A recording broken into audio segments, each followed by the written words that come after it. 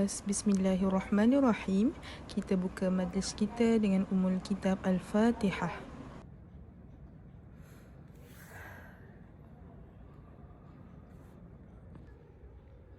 Bismillahirrahmanirrahim. Alhamdulillahi Rabbil Alamin. Wassalatu wassalamu ala ashrafil anbiya'i wal mursalin wa ala alihi wa sahbihi ajma'in. Assalamualaikum warahmatullahi wabarakatuh. Salam ukhuwah, salam kasih sayang dan salam pengorbanan. Warganet yang dikasihi sekalian, bersyukur kita kehadrat Allah Subhanahu wa Ta'ala kerana dengan izin serta limpah kurnianya dapat kita bertemu lagi dalam gelanggang forum remaja hiburan dalam Islam yang diharuskan sesi 2021. Bersama saya Siti Nur Halimatus Saadiah binti Abdul Ghani selaku moderator anda pada hari ini. Hadirin yang dirahmati Allah sekalian, sebelum saya memperkenalkan ahli panel kita pada hari ini, kita sedia maklum dewasa ini hiburan menjadi sesuatu yang tidak asing bagi semua pihak. Justeru, permasalahan dalam bab hiburan perlu diperlihatkan dalam skop yang lebih besar jika ianya ingin diselesaikan. Sesuai dengan tajuk forum kita pada kali ini, hiburan dalam Islam yang diharuskan. Persoalan inilah kunci utama forum yang ingin kita gunakan sebagai pembuka pintu-pintu kecemerlangan pendidikan akhlak di sekolah khususnya dalam persoalan mengatasi masalah disiplin pelajar. Baiklah, sebelum saya mengupas tajuk ini dengan lebih mendalam, terlebih dahulu mari kita berkenalan dengan 3 orang ahli panel kita pada hari ini. Jangan ragu dan jangan risau kerana warganet yang saya kasihi sekalian sememangnya tidak asing lagi dengan panel-panel kita pada hari ini. Baiklah, panel kita yang pertama seperti yang diketahui umum adalah Da'i Fadilah. Sedikit latar belakang Da'i Fadilah. Da'i Fadilah pernah menyertai program dari TTV3 iaitu Da'i Millennial 2 dan beliau juga merupakan graduan kelulusan dalam bidang pengajian Islam dakwah di Universiti Sultan Zainal Abidin di Terengganu. Dan kini beliau sedang menyambung pengajian beliau dalam bidang yang sama di peringkat sarjana. Seterusnya panel kedua kita yang kita lihat sedia ayu dan manis sahaja orangnya iaitu Ustazah Siti Hajah binti Rosli. Beliau merupakan penolong pegawai Hal Ehwal Islam di Negeri Melaka. Seterusnya panel kita yang ketiga adalah Profesor Dr. Syafiqah binti Kamal. Beliau merupakan seorang pensyarah di Universiti Sultan Zainal Abidin. Selain itu, beliau juga merupakan pemimpin unit Hal Ehwal Kekeluargaan dan Dakwah. Tanpa melengahkan lagi masa, kita akan terus dengan sesi forum kita untuk pusingan yang pertama. Soalan saya kepada panel yang pertama iaitu Da'i Fadilah. Apakah itu hiburan dan bagaimanakah garis panduan hiburan yang dibenarkan dalam Islam? Bismillahirrahmanirrahim. Assalamualaikum warahmatullahi wabarakatuh dan salam perpaduan ummah buat semua. Yang saya hormati moderator majlis yang manis lagi menawan orangnya, Cik Halimatus Saadiah. Seterusnya yang saya kasihi barisan panel jemputan hari ini dan yang saya muliakan hadirin dan hadirat yang dirahmati Allah Subhanahu wa Ta'ala. Terima kasih diucapkan kepada pihak penganjur kerana sudi menjemput saya selaku panel jemputan pada hari ini. Jadi topik perbincangan kita pada hari ini adalah mengenai hiburan. Sebagaimana yang kita ketahui bahawa hiburan ini adalah sangat sinonim dengan kehidupan masyarakat kita pada hari ini. Namun, hiburan yang bagaimanakah yang sesuai dan yang diharuskan dalam Islam? Sidang hadirin dan barisan yang saya hormati, berhibur ni sebenarnya adalah fitrah semula jadi yang wujud dalam diri manusia. Jadi hiburan juga merupakan suatu perkara yang disenangi oleh naluri setiap insan. Kerana apa? Kerana kebanyakannya manusia telah menjadikan hiburan ini sebagai saluran kreativiti mereka untuk mencerminkan gambaran pemikiran, emosi dan sebagainya.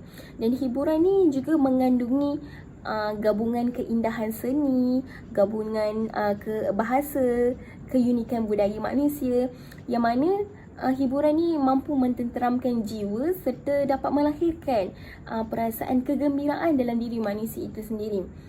Jadi Islam ini sebuah agama yang meraihkan keperluan fitrah, yang mana Islam ini tidak menghalang umatnya untuk berhibur. Namun Islam telah meletakkan beberapa garis panduan hiburan supaya hiburan tersebut membawa manfaat dan tidak mendatangkan dosa kepada si pelaku. Kerana apa? Kerana harus diingatkan bahawa kehidupan manusia ni sebenarnya mempunyai matlamat dan tujuan hidup. Yang mana tujuan hidup manusia adalah diciptakan semata-mata hanya untuk beribadah kepada Allah Subhanahu Wa Taala kan. Firman Allah yang mana dan yang bermaksud, dan ingatlah aku telah menciptakan jin dan manusia itu hanya untuk mereka beribadah kepadaku. Jadi di sini telah menjadi tanggungjawab kita supaya setiap aktiviti yang kita lakukan dekat muka bumi Allah ni perlulah berada dalam ruang lingkup beribadah kepada Allah Subhanahu Wa Taala. Dan di kesempatan ini juga ingin saya kupaskan serba sedikit garis panduan yang perlu diterapkan dalam hiburan. Antaranya yang pertama ialah hiburan tersebut adalah tidak membawa kepada kelalaian dan mempunyai makna yang baik. Contohnya lah seperti nasyid ataupun lagu yang berunsurkan keagamaan.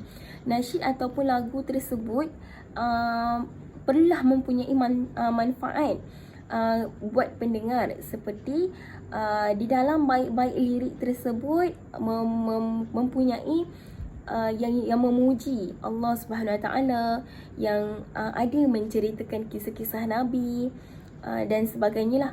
Jadi suka di sini untuk saya mengingatkan kepada semua agar tidak menyanyikan lagu yang mempunyai maksud yang tidak elok.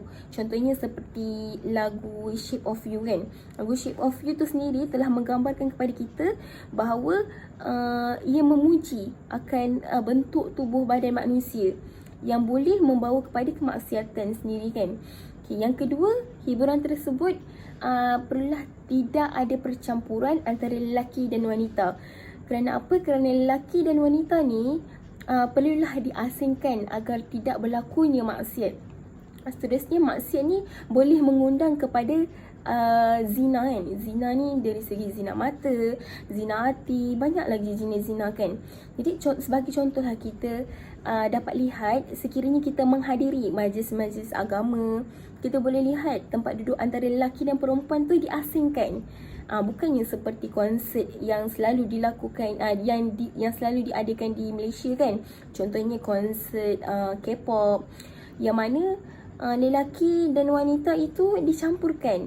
Jadi dan seterusnya tanpa kita sedar bahawa konsert itu sedang berlangsung, terdapat berlakunya persentuhan antara lelaki dan wanita. Jadi harus kita ingatkan bahawa perlulah dielakkan daripada pergi ke tempat-tempat maksiat tersebut agar tidak mengundang kepada maksiat dan berlaku pada kemungkaran yang tidak diingini. Jadi wallahu a'lam. Terima kasih diucapkan kepada Da'i atas jawapan yang diberikan sebentar tadi. Selesai untuk soalan yang pertama. Apa yang saya fahami melalui penyampaian Da'i sebentar tadi adalah hiburan sebenarnya dibenarkan di dalam Islam, tetapi mestilah hiburan yang tidak melalaikan dan mempunyai makna yang baik. Jadi saya ada soalan di sini untuk panel kita yang kedua, iaitu Ustazah Hajar.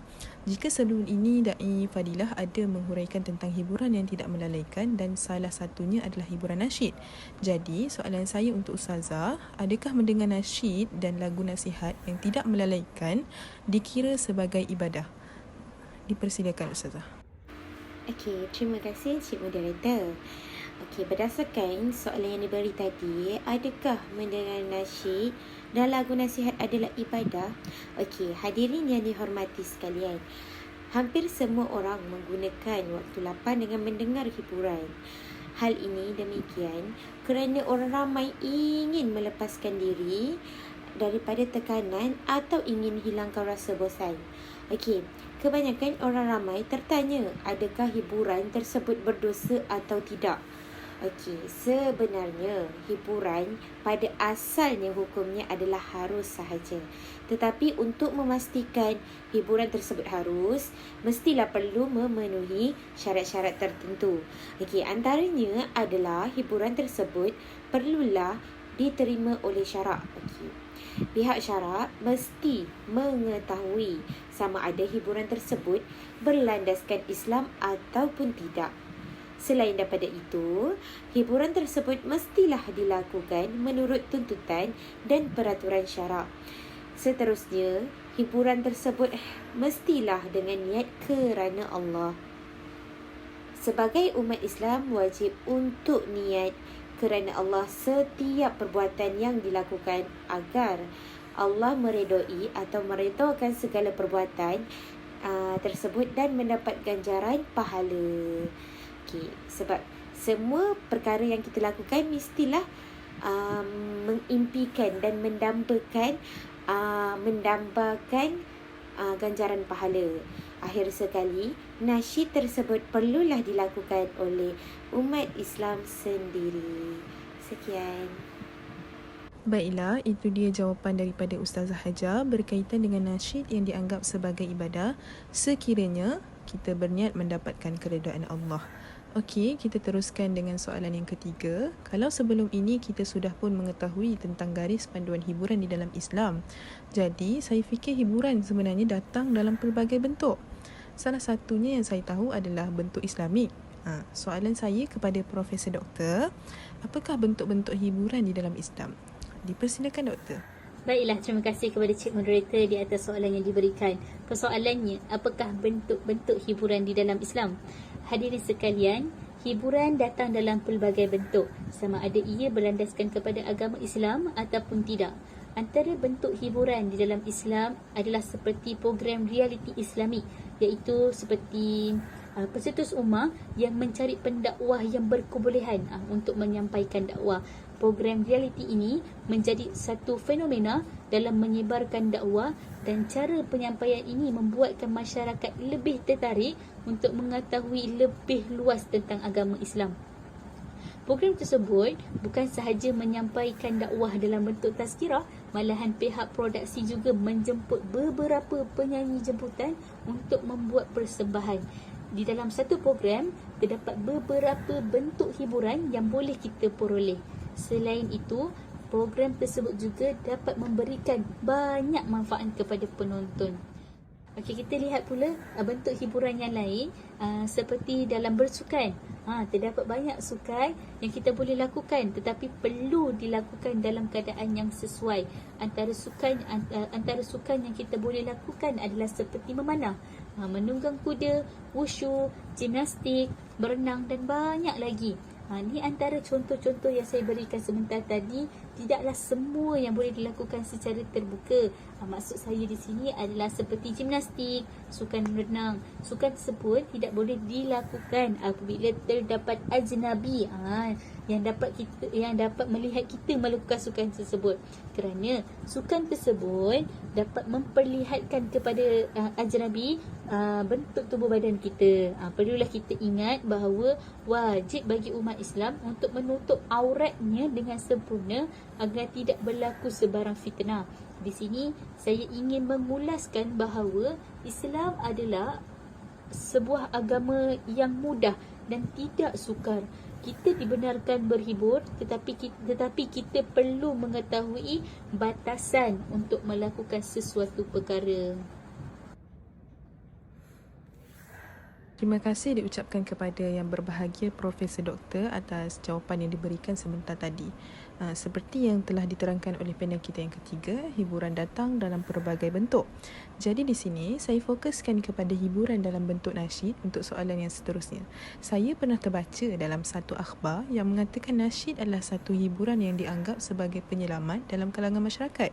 Bagaimana pandangan Da'i Fadilah dalam hal ini? Dipersilakan Da'i. Terima kasih Cik Moderator Majlis. Saya bersetuju dengan pandangan yang menyatakan bahawa nasyid ni boleh dijadikan sebagai hiburan penyelamat dalam kalangan masyarakat kita. Jadi suka di sini untuk saya menerangkan secara terperinci berkaitan dengan nasyid. Nasyid ni merupakan hiburan alternatif yang boleh menyelamatkan manusia daripada kelalaian. Kerana apa? Kerana melalui mesej nasyid itu sendiri adalah bagi memastikan umat Islam dapat memahami setiap baik-baik lirik dan perkataan yang disampaikan oleh para penasyid kepada pendengarnya, Seterusnya, pendengar dapat mengambil manfaat daripada baik-baik nasihat yang terkandung dalam lirik nasyid tersebut.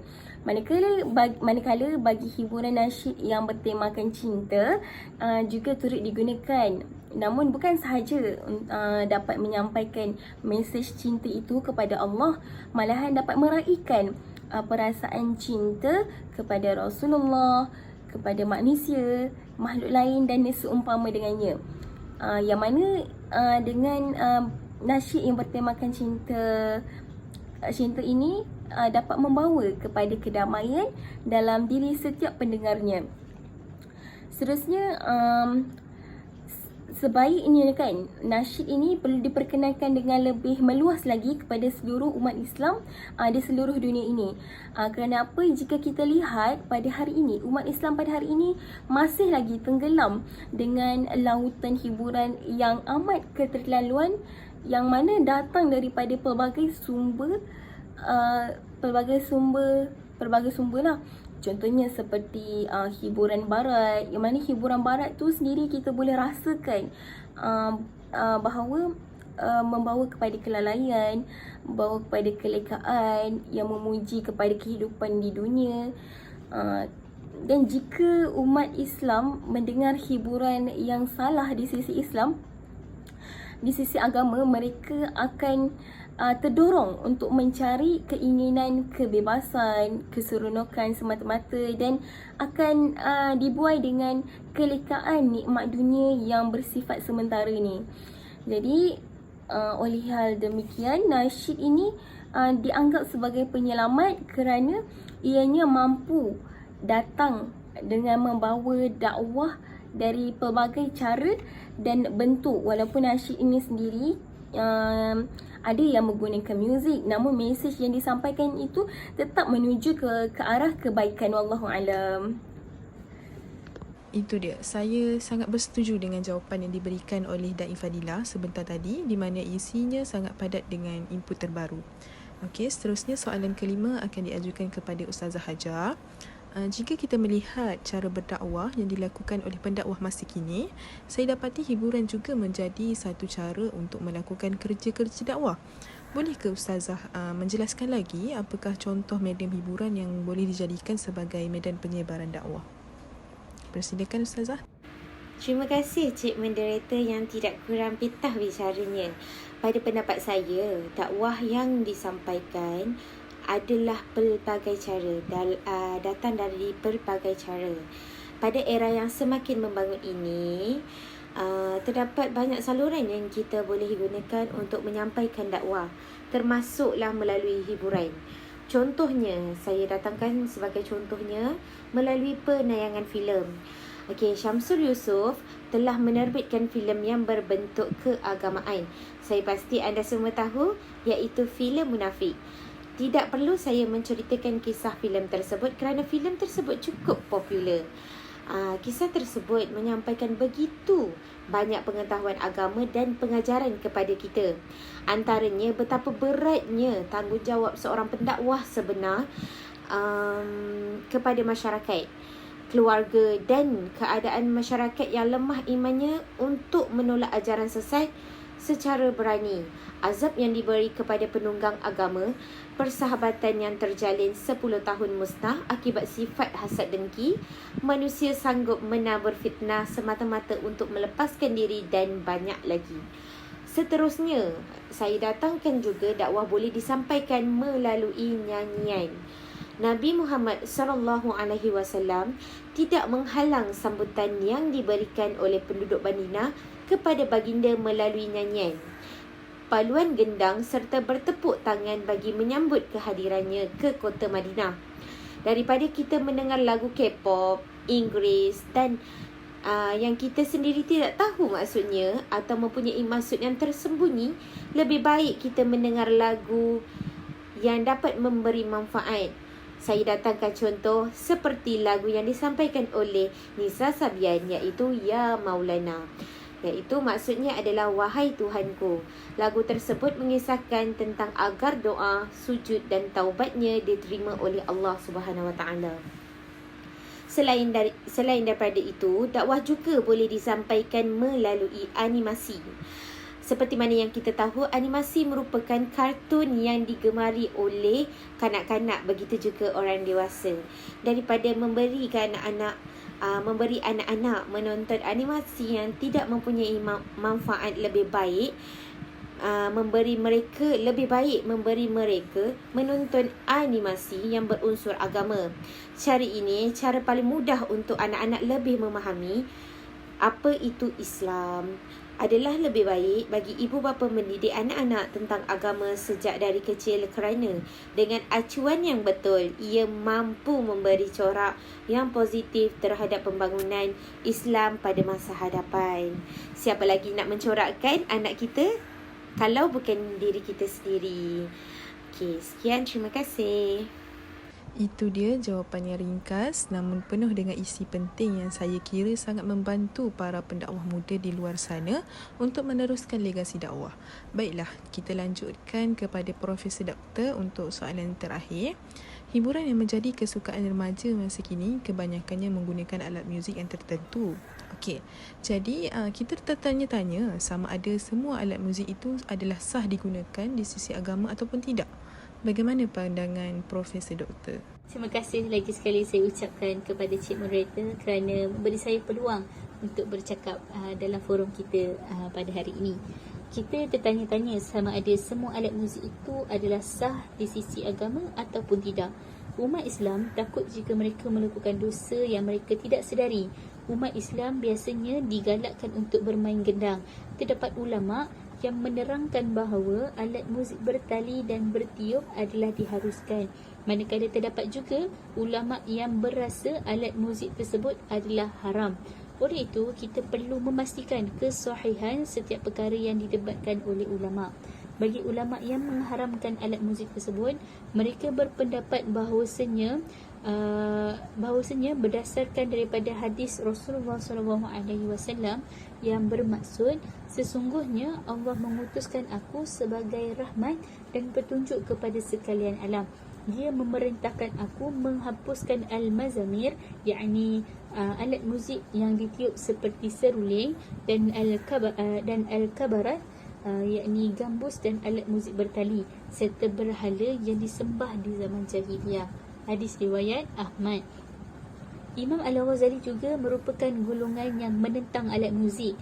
Beliau berpendapat bahawa alat muzik merupakan simbol kepada peminum arak pada masa itu. Beliau juga menerangkan 3 sebab. Sebab yang pertama adalah peminum arak lebih bernafsu seronok apabila mendengar muzik tu. Yang kedua, mereka yang berhenti minum arak ini akan mengingati semula kenangan ketika mereka minum arak dan boleh membangkitkan rasa rindu untuk mengulangi tabiat lama mereka. Yang ketiga pula, berhimpun dan berkumpul mendengar hiburan dan muzik adalah kebiasaan perbuatan orang fasik. Pengharaman itu berdasarkan daripada tegahan Rasulullah SAW yang melarang umat Islam menyerupai sesuatu golongan yang negatif kerana dia akan dianggap sebahagian daripada golongan itu. Untuk golongan ulama yang berpendapat alat muzik bertali dan bertiup adalah harus pula, mereka berpendapat bahawa setiap sesuatu perkara hukum asalnya adalah harus. Mereka berpendapat begitu berdasarkan kepada firman Allah Subhanahu Wa Taala dalam surah Al-Baqarah ayat yang ke-29 yang bermaksud, dialah Allah yang menciptakan untuk kamu setiap sesuatu yang ada di bumi. Berdasarkan daripada rumusan yang boleh dibuat melalui sumber hukum membuktikan bahawa semua yang baik adalah halal kecuali jika ia membawa kerosakan kepada manusia. Firman Allah Subhanahu Wa Taala dalam surah Al-A'raf ayat yang ke-32 yang bermaksud, katakanlah wahai Muhammad, siapakah yang berani mengharamkan perhiasan Allah yang telah dikeluarkannya untuk hamba-Nya, dan demikian juga benda yang baik lagi halal daripada rezeki yang dikurniakannya. Oleh demikian, apa yang boleh saya katakan di sini adalah bahawa alat muzik tersebut tidak memudaratkan seseorang apabila dimainkan, tetapi mereka mestilah tidak melupakan Allah dan tidak lalai ketika berhibur ataupun memainkan suatu muzik. Alhamdulillah, selesai juga akhirnya forum remaja hiburan dalam Islam yang diharuskan sesi 2021 pada malam ini. Seterusnya, jika hadirin sekalian ingin mengajukan soalan, bolehlah diajukan pada ruangan komen di bawah. Sedikit ringkasan daripada saya berdasarkan jawapan daripada persoalan yang kita perbincangkan sebentar tadi. Di dalam Islam, menjadi fitrah manusia sekiranya seseorang itu mempunyai perasaan sedih, maka syarak membenarkan untuk seseorang Muslim itu berhibur. Akan tetapi, apa jua perbuatan seseorang Muslim, pastilah terdapat garis panduan yang telah pun ditapis oleh syarak. Salah satunya, cara berhibur yang sebenarnya menjadi tanda tanya atau persoalan tentang hikmah dan perbuatannya. Maka disediakan garis panduan dalam berhibur yang saya kira cukup bagus untuk digunakan supaya kita tidak lari daripada keredaan Allah Subhanahu Wa Taala. Akhir kata, ribuan terima kasih diucapkan kepada semua panel kita pada malam ini yang sudi menghadirkan diri berkongsi manfaat bersama kita semua. Sebelum mengundurkan diri, kami pihak penganjur menyusun sebuluh jari memohon maaf sekiranya terdapat kesilapan dan kekurangan sepanjang majlis berlangsung. Yang baik datangnya daripada Allah dan yang buruk datangnya daripada kami sendiri. Untuk itu, kita tutup majlis kita dengan tasbih kafarah dan surah Al-Asr. Assalamualaikum warahmatullahi wabarakatuh.